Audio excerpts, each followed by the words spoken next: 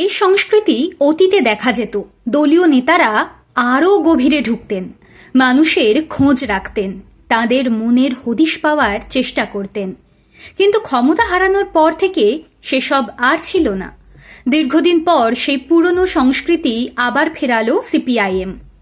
ভোটের প্রচারে নেমে পড়ার আগে থেকেই অতীতে যা কিছু ভালো, যা লাল ঝান্ডাকে আস্থা ভরসার জায়গায় পৌঁছে দিয়েছিল এক সময়, তাই নতুন করে ফিরিয়ে আনার চেষ্টা শুরু হয়েছিল।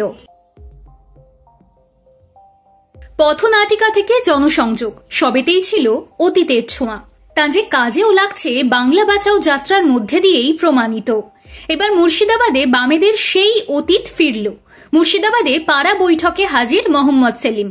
সিপিআইএম রাজ্য সম্পাদকের এহেন ভূমিকা একদিকে যেমন সম্ভাবনার নতুন আলো জ্বালাচ্ছে, অন্যদিকে রাজনৈতিক সমীকরণও তুলে ধরছে। ভরতপুরের বিধায়ক হুমায়ুন কবিরের তৃণমূল থেকে নির্বাসনের পর অনেক অঙ্ক নতুন করে জন্ম নিয়েছে। সংখ্যালঘু অধ্যুষিত মুর্শিদাবাদে নজর রয়েছে বিরোধী থেকে শাসক সব দলেরই। হুমায়ুন আবার জানিয়ে দিয়েছেন 22শে ডিসেম্বর তিনি নতুন দল ঘোষণা করতে চলেছেন। সেখানে বাম, কংগ্রেস, আইএসএফ, মিমের সঙ্গে জোটের কথাও সোচ্চারে ঘোষণা করেছেন।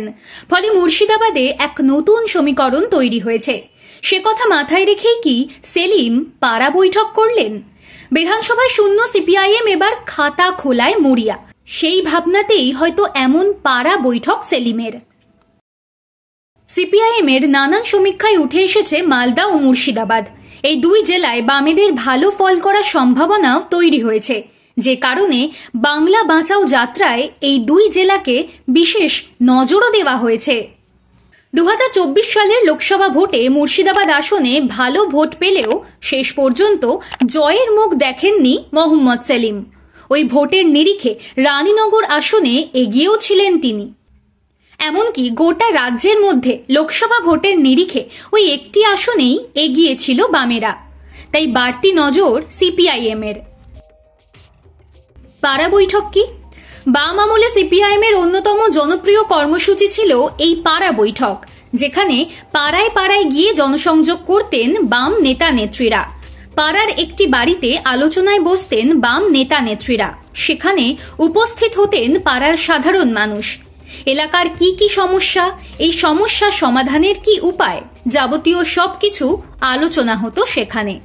এক কথায় নিবিড় সংযোগ চলত এই বৈঠকে।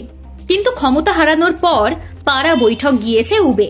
শেষ কবে এমন বৈঠক হয়েছে মনে করতে পারছেন না কেউই। 26-এর ভোটের আগে এই মুর্শিদাবাদের একটি বিধানসভা দখলে নিতে মরিয়া বামেরা। আর তাই সেলিমের এই কর্মসূচি তাৎপর্যপূর্ণ বলেই আলোচনায় রাজনীতির বিশ্লেষকরা। আসন্ন বিধানসভা নির্বাচনের দিকে তাকিয়ে বামেরা যেন নতুন করে জেগে উঠেছে। অনেকেই বলছেন 2011 সালে ক্ষমতা হারানোর পর বামেদের এমন মরিয়া তাগিদ দেখা যাচ্ছে। শূন্যতার তকমা মোছার দায় যেমন রয়েছে, তেমনি তৃণমূল ও বিজেপির মতো রাজ্যের দুই শক্তিশালী দলকে চ্যালেঞ্জ দেওয়াটাই প্রাথমিক লক্ষ্য। সেই লক্ষ্যমাত্রা ছোঁয়ার জন্যই একের পর এক কর্মসূচি দেখা যাচ্ছে। সেলিম থেকে মীনাক্ষী মুখার্জি, শতরূপ ঘোষ থেকে দীপশিতা ধর, প্রবীণ থেকে নবীন সবাই নেমে পড়েছেন 26কে লক্ষ্য করে। বামেদের বাংলা বাঁচাও যাত্রায় যেমন উপচে পড়া ভিড় নজরে পড়ছে, তেমনি সভা সমিতিতে মানুষ আসছেন বক্তব্য শুনতে। এই জনসমর্থনকেই এবার ভোট বাক্সে আনতে চাইছেন সেলিম, মীনাক্ষীরা।